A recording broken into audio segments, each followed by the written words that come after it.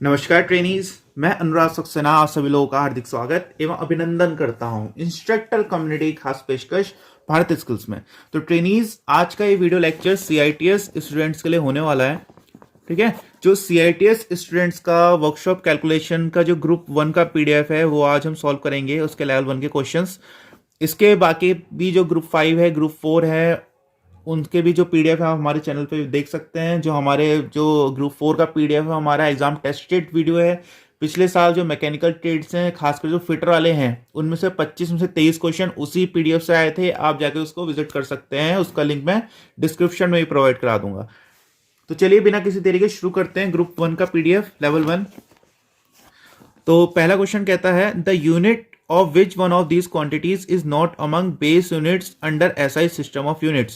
देखिए, जो हमारा SI सिस्टम ऑफ यूनिट्स होता है, ठीक है, उसमें 7 हमारी फंडामेंटल यूनिट्स होती हैं। ठीक है, 7 आप बेस यूनिट्स बोल सकते हैं।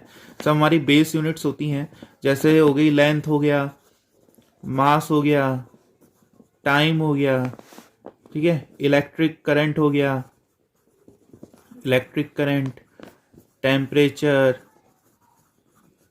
अमाउंट ऑफ सब्सटेंस और ल्यूमिनियस इंटेंसिटी। ठीक है, 1 2 3 4 5 6 7। तो ये जो होता है हमारे बेस यूनिट्स होते हैं। अब इसमें से जो अलग सा जो आपको दिया है वही इसका आंसर होगा। जैसे इसमें प्लेन एंगल दिया है, तो जो प्लेन एंगल होता है ये हमारे 7 यूनिट से हटके आते हैं, उसमें होता है। तो ये इसका बेस यूनिट्स नहीं होता। ठीक है, प्लेन एंगल। बाकी ये 3 हमारे बेस यूनिट्स हैं। अगले क्वेश्चन में कहता है which statement about ores is true. देखिए, इसमें अलग अलग स्टेटमेंट दिए हैं। इसका सही आंसर है hematite and magnetite both ores are of iron. Iron की किसी में कहा कि hematite is ore of iron and magnetite is ore of magnesium. ठीक है, इस तरह से घुमाया है। ये सिंपल सा क्वेश्चन है, हमको पता है कि हेमेटाइट और मैग्नेटाइट दोनों आयरन की ही ओर होती हैं। अगले क्वेश्चन न्यूमेरिकल वाला है। इसमें कहता है the speed of a motor is 2000 RPM at no load. ठीक है, कोई मोटर है, नो लोड पे उसका आरपीएम जो है 2000 आरपीएम है, और 1960 RPM at half load and 1920 at full load. तो हमको परसेंट ड्रॉप बताना है हाफ लोड और फुल लोड में। देखिए परसेंट ड्रॉप, देखिए जब मोटर पे कोई भी लोड नहीं लग रहा था तब वो 2000 आरपीएम से चल रही थी। नो लोड पे उसका आरपीएम हो गया 1960 आरपीएम। तो हाफ लोड में इसका ड्रॉप कितना हुआ, 2000 माइनस 1960, तो आएगा 40, और उसका अपॉन में क्या लेंगे 2000। ठीक है, इंटू 100 कर लीजिए, तो इससे कैंसिल, ये गया, तो 2 2 जा 4, तो 2% हाफ लोड में आ गया, परसेंटेज डिक्रीज। और फुल लोड में अगर इसे निकालेंगे आप तो फुल लोड में 1920 माइनस 2000, तो कितना बनेगा 80 अपॉन 2000 इंटू 100। तो इससे ये गया, इससे ये गया, इससे ये गया, तो 2 4 8, तो 2% और 4% इसका आंसर आ गया। अगले क्वेश्चन में बोलता है which of these has the highest density. सबसे ज्यादा हाईएस्ट डेंसिटी उसी मेटल की होगी जिसका सबसे ज्यादा वेट है, तो मॉलिब्डेनम इसका आंसर हो गया। अगला क्वेश्चन में बोलता है नीचे दिए गए चित्र में दिखाए गए अनुसार एक भार को रैंप पर धक्का दिया जा रहा है, बल कैसे कम किया जा सकता है। देखिए, कोई इस तरह से आदमी है, इस तरह से रैंप बनाया, उसमें उसको धक्का दे रहा है। अब पूछ रहा है कि इसको कम फोर्स लगाना पड़े, ये जो अरेंजमेंट है पूरा इसमें, इसके लिए हमको क्या करना चाहिए। देखिए, बहुत सिंपल से इसमें ऑप्शन दिए हैं। रैंप को कारपेट से ढककर, रैंप की ऊंचाई कम कर, रैंप की ऊंचाई बढ़ाकर, रैंप की लंबाई घटाकर। देखिए, सीधी सी बात है, अगर हम रैंप की हाइट कम कर देंगे तो उसको कम फोर्स लगाना पड़ेगा। अगले क्वेश्चन में कहता है 5x plus 17y equals to 61 and 2y equals to 3x, find the value of x and y। देखिए, 2y is equal to 3x, तो y की वैल्यू क्या आ गई 3x अपॉन 2, तो y की जगह ये रख देंगे हम। तो 5x plus 17 into 3x by 2 equal to 61। अब इसे सॉल्व करते हैं। ये बन जाएगा 5x plus 3 7 21 51x upon 2 equal to 61, 2 10x plus 51x equal to 61। ठीक है, कितना बन गया 61x इक्वल्स टू 61 इंटू 2, तो 61 से 61 गया, x की वैल्यू आ गई 2। ठीक है, x की वैल्यू 2 आ गई, तो y की वैल्यू कितनी आ जाएगी, 3 आ जाएगी अगर आप इसको यहाँ पर रखेंगे। तो इसका आंसर हो गया 2,3। अगला question levers and simple machine के जो सिंपल हमारा मशीन जो कॉन्सेप्ट आता है उससे है। तो ये नीचे कह रहा है, नीचे का चित्र देखें, सही कथन चुनें। देखिए आपको 3 तरह के हमारे जनरली लीवर्स होते हैं। जो फर्स्ट ऑर्डर लीवर होता है हमारा, जो फर्स्ट ऑर्डर लीवर होता है, इससे आपको समझ में आ जाएगा। जैसे हमारा लीवर है, ठीक है, ये लीवर है, ये हो गया। तो उसमें क्या होता है, फलक्रम बीच में होता है, एक साइड से एफर्ट और एक साइड से उसमें लोड होता है, ठीक है। ये होता है हमारा फर्स्ट ऑर्डर। सेकंड ऑर्डर में क्या होता है, सेकंड ऑर्डर लीवर में इस तरह से हमारा लोड बीच में आ जाता है और एक साइड से हमारा फलक्रम आ जाता है और एक साइड से हमारा एफर्ट आ जाता है, ठीक है। थर्ड ऑर्डर में क्या होता है, एफर्ट हमारा बीच में आ जाता है, एक साइड से हमारा लोड हो गया और एक साइड से हमारा एफर्ट हो गया, ठीक है। ये सब इसमें चलता रहता है। अब देखिए फर्स्ट ऑर्डर लीवर के एग्जांपल क्या हो गए, सिंपल सा हमारा तराजू हो गया। तराजू में बीच में पकड़ने वाला होता है और इधर भी लोड होता है। तो सिंपल तराजू हो गया। जो हमारे और भी जो जैसे झूला होता है, सीसा जिसे हम बोलते हैं, इस तरह से ये ऊपर नीचे जाता है। तो ये सब फर्स्ट ऑर्डर के एग्जाम्पल हैं। सेकंड ऑर्डर में क्या होता है, लोड बीच में होता है। जैसे कूड़ा गाड़ी है ना, ये देखिए कूड़ा गाड़ी है, इसमें देखिए लोड बीच में होता है, फलक्रम यहाँ पे है और एफर्ट यहाँ से लग रहा है। तो ये सेकंड ऑर्डर का एग्जाम्पल है, ठीक है। और थर्ड ऑर्डर में क्या होता है, एफर्ट बीच में होता है। जैसे चिमटा होता है, चिमटा मान लीजिए चिमटा है, तो प्रेशर हम यहाँ पे लगाते हैं पकड़ने के लिए, तो हमारा एफर्ट बीच में आ गया, तो थर्ड ऑर्डर का एग्जाम्पल है, ठीक है। तो बस इसी में अब इन फिगर्स का पूछता है आंसर। तो इसका आंसर है wheelbarrow and nutcracker are levers of second order. ये इसका एग्जाम्पल है, ठीक है, इसका आंसर है। अगले क्वेश्चन में कहता है which of these is not an example of friction that is helpful. देखिए जो फ्रिक्शन होते हैं हमारे लिए यूजफुल भी होता है और हानिकारक भी होता है। जो घर्षण है हमको फायदा ही पहुंचाता है, नुकसान ही पहुंचाता है। फायदा कहाँ पहुंचाता है, ब्रेक्स इन द कार। अगर फ्रिक्शन नहीं होगा तो आप ब्रेक नहीं लगा सकते, ठीक है। Trade in the bottom of your shoes, जो हमारा जूते होते हैं उसके नीचे इस तरह से ऊबड़ खाबड़ बनाई जाती है, जिससे जो जमीन के साथ उसमें फ्रिक्शन बढ़े। अगर वो नहीं दी होगी तो फिसलने के चांसेस ज्यादा रहेंगे, तो इसलिए ये भी यूजफुल फ्रिक्शन होता है। Car tyres on the road, car tyres on the road में भी ग्रिप बनी रहती है, तो ये फ्रिक्शन बढ़ाने का काम करती है, जिससे कार आसानी से बिना फिसले रोड में चल पाती है। तो ये भी यूजफुल फ्रिक्शन है। जो पिस्टन और जो सिलेंडर के बीच में, ये इसका सही ऑप्शन है, ठीक है। ये हार्मफुल फ्रिक्शन है, ये यूजफुल नहीं होता। इसे को कम करने के लिए हम इंजन ऑयल डालते हैं। अगले क्वेश्चन में कहता है the difference between the circumference and diameter of a circle is 28 centimetre, find its radius. देखिए जो वृत्त की परिधि का फॉर्मूला होता है 2πr, इसमें से 28 सेंटीमीटर ये दिया क्वेश्चन में। क्वेश्चन कहता है कि वृत्त की परिधि और उसके व्यास का अंतर 28 सेंटीमीटर है। तो यहां से आप 2r कॉमन ले सकते हैं, बन जाएगा पाई -1 इक्वल टू 28 सेंटीमीटर। ये बन गया 14। तो r अगर 22/7 -1 करूं इक्वल टू 14 सेंटीमीटर। तो r इंटू 7, 22 में से 7 काटिए, 15/7 इक्वल टू 14 सेंटीमीटर। कितना बन गया, r इक्वल टू 7 इंटू 14/15,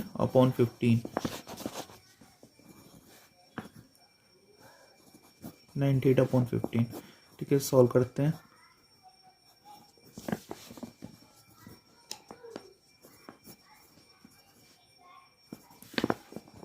अच्छा 98.0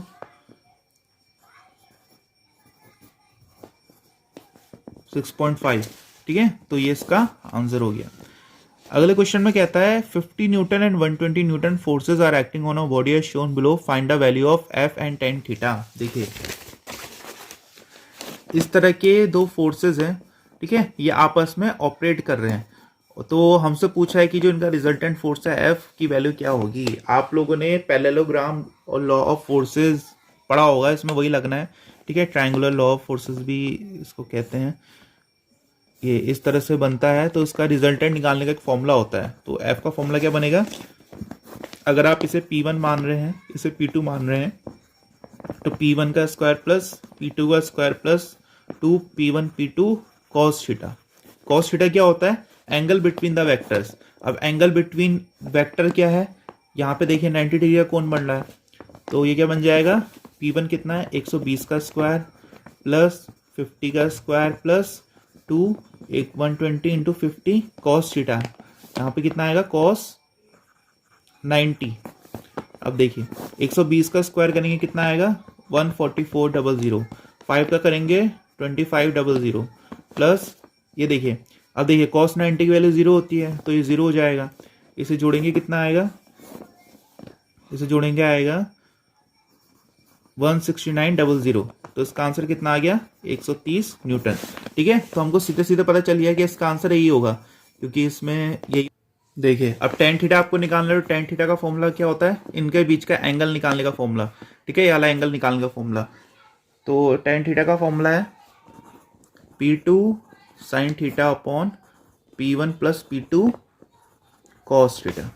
ठीक है, P2 कितना है 50 न्यूटन है into sine theta, sine theta इनके बीच का एंगल। अब देखिए साइन 90 की वैल्यू कितनी होती है, क्योंकि थीटा 90 है वाला एंगल, तो साइन 90 की वैल्यू होती है 1, तो 1 हो गया अपॉन P1 तो होगा 120 प्लस P2 कॉस थीटा। देखिए कॉस थीटा क्या होता है, कॉस 90 की वैल्यू 0 होती है तो ये 0 हो जाएगा, तो बनेगा 50 अपॉन 120। ठीक है, इसे सॉल्व करेंगे आप 0.4167 ही आएगा।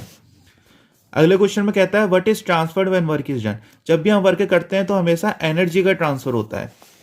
What is the unit of strain, strain की कोई भी यूनिट नहीं होती, बहुत इंपॉर्टेंट क्वेश्चन है, काफी जगह पूछा जाता है कि स्ट्रेन की यूनिट क्या होती है। स्ट्रेन का फॉर्मूला होता है DL अपॉन L, यहाँ की इसकी भी यूनिट मीटर, इसकी भी यूनिट मीटर, इसलिए कैंसिल हो जाती है, इसलिए स्ट्रेन की कोई यूनिट नहीं होती। Which statement is not true, देखिए स्ट्रेस के बारे में पूछ रहा है और हमको बताने कौन सा कथन सही नहीं है, तो ऐसा unit of stress is pascal सही है। Tensile stress is the ratio of change in length and original length, जो हमारा तन्यता तनाव लंबाई और मूल लंबाई के परिवर्तन का अनुपात होता है। Young modulus is a measure of stiffness of a material. ठीक है, इसमें सारे ही कथन सही हैं, तो इसका आंसर हो गया none of these. Which instrument is use to measure thermal properties such as heat capacity, देखिए ऊष्मा धारिता, ऊष्मा को हमको नापना होता है तो हम लोग कैलोरीमीटर का यूज करते हैं। अगले क्वेश्चन में कहता है ना series circuit which parameter remains constant across all circuit elements. देखिए सीरीज सर्किट है, सीरीज सर्किट में आपको बना के दिखा देता हूं। जैसे एक रेजिस्टेंस ये लगा है, दूसरा मान लीजिए 3 रेजिस्टेंसेज हैं, ये हमने सीरीज कॉम्बिनेशन में जोड़ दिए हैं। ठीक है, और इसमें एक करंट फ्लो कर रहा है। अब आप मुझे एक बात बताइए, अगर यहां से आई करंट गई तो इसमें आई करंट जाएगी, तो जो करंट इसमें जाएगी वही करंट इसमें भी जाएगी, वही करंट इसमें भी जाएगी आई, क्योंकि उसको लौटना है। ठीक है, बस क्या होती है इसमें वोल्टेज चेंज हो जाती है। तो सीरीज कॉम्बिनेशन में याद रखिएगा वोल्टेज चेंज होती है मगर जो करंट है वो कांस्टेंट रहती है।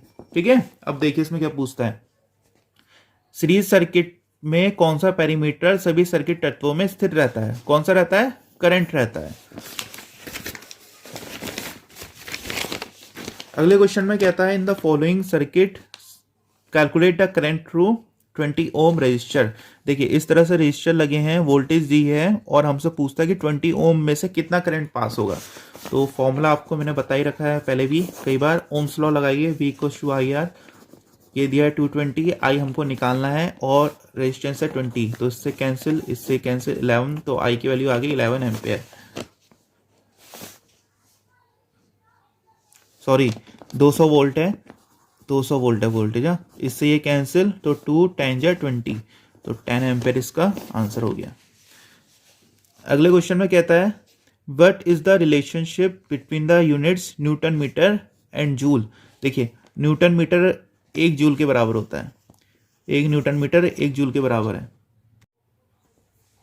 Which of these is an example of transformation of electrical energy to chemical energy. देखिए इलेक्ट्रिकल एनर्जी से केमिकल एनर्जी में हम लोग इलेक्ट्रोप्लेटिंग में करते हैं। उसमें हम क्या करते हैं, जैसे इलेक्ट्रोप्लेटिंग जो हम करते हैं इस तरह से इलेक्ट्रोलाइट सोल्यूशन होते हैं, यहाँ पे एनोड कैथोड वाला सिस्टम जो होता है, उसमें जब हम इसमें इलेक्ट्रिसिटी पास करते हैं तो इसमें केमिकल रिएक्शन होती है जिससे इसमें इलेक्ट्रोप्लेटिंग हो जाती है।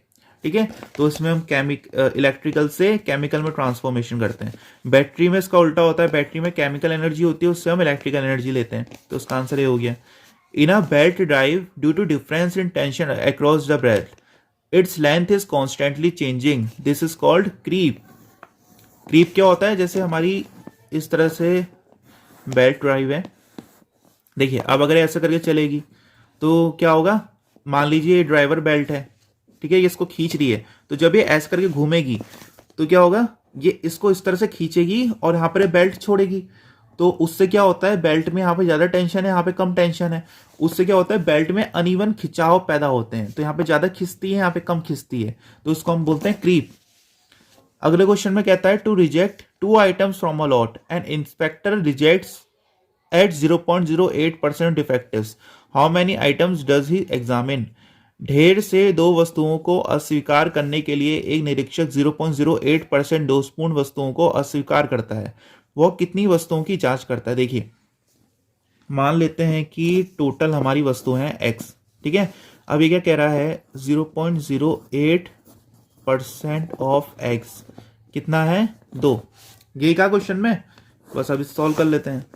तो x की वैल्यू कितनी आ जाएगी, 2 इंटू 100 अपॉन 8.08 था तो इंटू 100, 2 4 जा 8, 4 2 जा 8, 4 5 जा 20, तो 25 इसका आंसर हो गया। अगले क्वेश्चन में कहता है A B C are in the ratio 35:28:20, how will be a sum of ₹1162 be divided. देखिए जब भी कोई भी चीज रेशियो में होती है, ठीक है, तो हम क्या करते हैं, तो जो x हम मानते हैं तो उसको रेशियो के साथ ही मान लेते हैं, 35x plus 28x plus 20x equals to 1162। अब देखिए इसे सॉल्व कर लेते हैं, तो इसे ऐड करिए, 2 2 4 सॉरी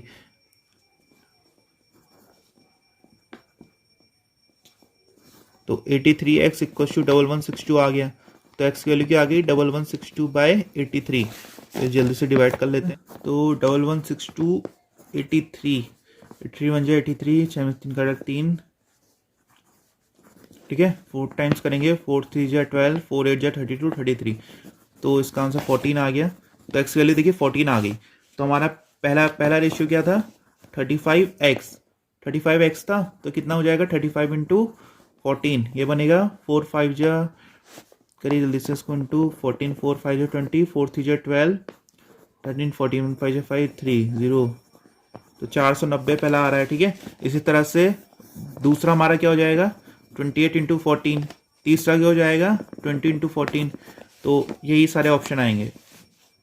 अगले क्वेश्चन में कहता है among which of the following is the set from the set of right triangle. देखिए जो राइट एंगल ट्राइंगल होता है उसमें पाइथागोरस थ्योरम लगता है, ठीक है। तो वैसे तो देखते ही जिसको पता होगा पाइथागोरस ट्रिपलेट जो जानता होगा सीधे कह देगा कि 3 4 5 है इसका आंसर, ठीक है। जो 3 4 5 है ये पाइथागोरस थ्योरम इनमें अप्लाई हो जाएगा। कैसे, 5 का स्क्वायर किसके बराबर होना चाहिए, 3 का स्क्वायर प्लस 4 का स्क्वायर, पाइथागोरस थ्योरम से हो रहा है सब।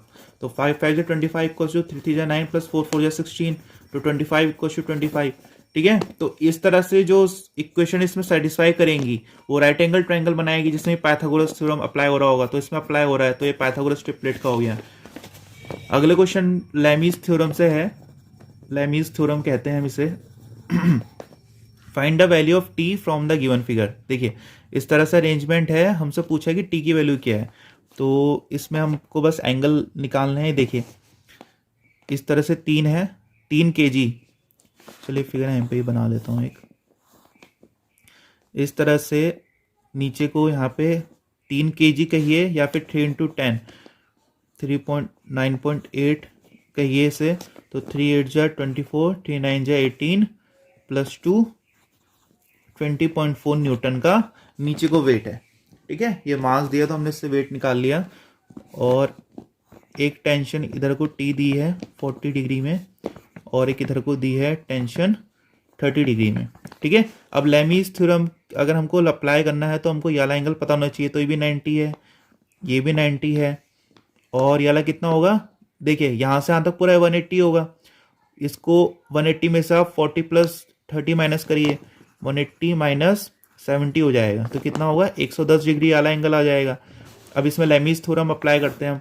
लेमीज थ्योरम कहता है जैसे जो ये वाला वेट है 20.4 न्यूटन वेट और इसके अपोजिट का एंगल साइन 110 बराबर होने चाहिए टी अपॉन साइन 40 प्लस 90, ठीक है, या फिर इसको 90 + 40 भी आप कह सकते हैं। ये होता है लेमीज थ्योरम। तो अब बस इसे सॉल्व करेंगे तो हमारी टी की वैल्यू आ जाएगी। तो 20.4 अपॉन साइन 110 की वैल्यू होती है 2.445 इक्वल टू टी, और साइन 90 + 40 करेंगे तो एक कॉस 40 बनेगा 0.4 upon 2.445 equal to T. Cos 40 की वैल्यू होती है 0.766, ठीक है। अब यहाँ से टी की वैल्यू अगर आप निकालेंगे तो इसको सॉल्व करेंगे तो 24.45 न्यूटन इसका आंसर आएगा। अगले क्वेश्चन में कहता है 32a² प्लस 12ab का क्यूब बाय को हमको 8ab से डिवाइड करना है, तो हमारा आंसर क्या आएगा। देखिए इसको से डिवाइड कर लेते हैं 32a² प्लस 12ab³ c, ठीक है। इसको 8ab से हमको इंटू करने के लिए बोल रहा है। तो देखिए इसको किससे इंटू करेंगे, 8 4 जा 32, फिर क्या है a² है तो a आएगा इसके साथ में, तो 8 4 जा 32 a²b, तो इससे कैंसिल हो गया। अब क्या आएगा इसके बाद 12ab³ c, तो 8 को अगर 12 बनाना है तो किससे इंटू करेंगे, 1.5 से करेंगे, तो आ जाएगा 12। a यहाँ भी है, a यहाँ भी है, और इसके साथ इसको किससे करना पड़ेगा, b² से, ठीक है। तो कितना बन जाएगा, और c इसमें नहीं है तो c लाना है तो इससे इंटू करना पड़ेगा, तो बन जाएगा a³ c, तो इसका आंसर ये आ गया। ये देखिए अगले क्वेश्चन में कहता है what is the composition of bronze. जो ब्रॉन्ज जिसे हिंदी में कांस्य बोलते हैं, इसका कॉम्पोजिशन पूछा है। तो हमको पता है कांस्य में Cu+Sn का अलॉय होता है, कॉपर और टिन के अलॉय को कांस्य बोलते हैं। अगला क्वेश्चन देखिए बहुत सिंपल है। ये देखिए इसका अंडर रूट आप खोलेंगे तो कितना बनेगा, ये एग्जैक्ट ऐसी है, मैं उतार नहीं रहा हूं। 19 - 3, 19 - 3 को सॉल्व करेंगे कितना बनेगा, अंडर रूट 16, 16 को सॉल्व करेंगे 4, तो 21 + 4, 21 + 4 अंडर रूट 25, ठीक है। बाहर से 41 है तो अंडर रूट 41 - 5, अंडर रूट 41 - 5 करेंगे 36, तो इसका आंसर आ जाएगा 6। In a blast furnace what is added to remove impurities of oxide. Blast furnace में ऑक्साइड की अशुद्धियों को हटाने के लिए क्या मिलाया जाता है, तो इसमें हम लाइमस्टोन मिलाते हैं। कंप्लीट द आइडेंटिटी, सीधे सीधे फॉर्मूला पूछा है साइन a - b क्या होता है, तो साइन a - b होता है sine a cos b minus sine b cos a। देखिए a/b की वैल्यू दी है 6/5 और a² + b² a² - b² की वैल्यू बतानी है। तो a/b इज इक्वल टू 6/5, यहाँ से a की वैल्यू निकालूं तो आएगी 6/5/b, तो a² + b² a² - b²। अब यहाँ पे a की जगह हम क्या करेंगे, 6/5b रख देंगे, तो 6/5 करेंगे तो इसका स्क्वायर करना पड़ेगा, तो जाएगा 36/25 b² + b² 36/25 b² - b²। अब यहाँ से b² कॉमन ले लेते हैं, तो b² अंदर बचेगा 36/25 माइनस +1 अपॉन b² 36/25 -1, इससे कैंसिल हो गया। अब जल्दी सॉल्व कर लेते हैं। 25 इसका एलसीएम अगर आप लेंगे तो ये इसमें ऐड हो जाएगा, तो 6 5 11 3 3 6, ठीक है, अपॉन में 25, 6 में से 5 काटा 1, 3 में से 2 काटा 1, तो इससे कैंसिल, तो 61/11 इसका आंसर आ गया। अगले क्वेश्चन में कहता है the maximum friction acting on the body is. घटक पर कार्य करने वाला अधिकतम घर्षण होता है लिमिटिंग फ्रिक्शन, ठीक है। लिमिटिंग फ्रिक्शन क्या होता है, जब बॉडी को जस्ट में हम जब फोर्स लगाते हैं तो इसका फ्रिक्शन भी धीरे धीरे बढ़ता जाता है, तो एक उच्चतम सीमा आती है जिसमें इसका फ्रिक्शन बिल्कुल मैक्सिमम हो जाता है, फ्रिक्शन उसके आगे बढ़ ही नहीं पाता। जैसे हम वो फ्रिक्शन कवर करते हैं तो ये बॉडी हमारी मूव कर जाती है, उसी फ्रिक्शन को हम बोलते हैं limiting friction. Heat and work both are, ये थोड़ा थर्मोडायनेमिक्स से क्वेश्चन आ गया है। Heat and work both are path function. जो हीट और वर्क है ये पाथ पे डिपेंड करते हैं, आपने किस पाथ से आपने कोई प्रोसेस को अप्रोच किया है उसको बोलते हैं पाथ फंक्शन। और जो भी पाथ फंक्शन होते हैं वो इनएग्जैक्ट डिफरेंशियल होते हैं, ठीक है, तो उसका आंसर पाथ फंक्शन हो गया। A body moving with an initial velocity of 5 metre per second comes to a halt, ठीक है, initial velocity 5 metre per second है, comes to a halt, what is the distance travelled in 10 second. देखिए इसमें जो हमारे गति के 3 नियम होते हैं हम उसको लगा सकते हैं। ठीक है। तो इसमें अगर मैं दूसरा वाला नियम लगाऊं तो उसके लिए मेरा u है 5 मीटर पर सेकेंड, v है हमारा, क्योंकि बॉडी पहले चल रही थी फिर रुकी है तो इसलिए v हो जाएगा 0 मीटर पर सेकेंड। और डिस्टेंस उसने कितना कवर किया है, डिस्टेंस कवर हमको निकालना है तो s हमको निकालना है, और डिस्टेंस हमको दिया है, सॉरी टाइम हमको दिया है 10 सेकेंड। ठीक है, तो यहाँ से एक्सीलरेशन कितना आएगा, v minus you upon T.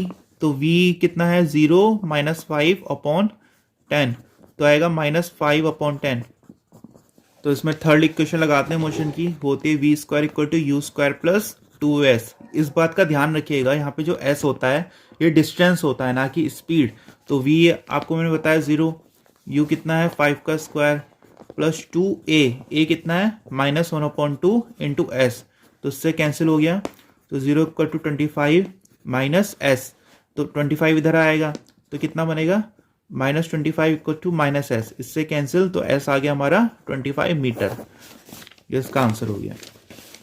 अगले क्वेश्चन में कहता है the temperature of a furnace is measured by. जो फर्नेस होती है वो खुद में इतनी गर्म होती है कि उसमें अगर आप नॉर्मल थर्मामीटर से उसको मेजर करेंगे तो खुद पिघल जाएगा। तो उसके लिए हमको एक ऐसे थर्मामीटर की जरूरत होती है जिससे हम उसको दूर से ही उसका टेम्परेचर नाप सकें। तो ऐसा थर्मामीटर होता है पायरोमीटर।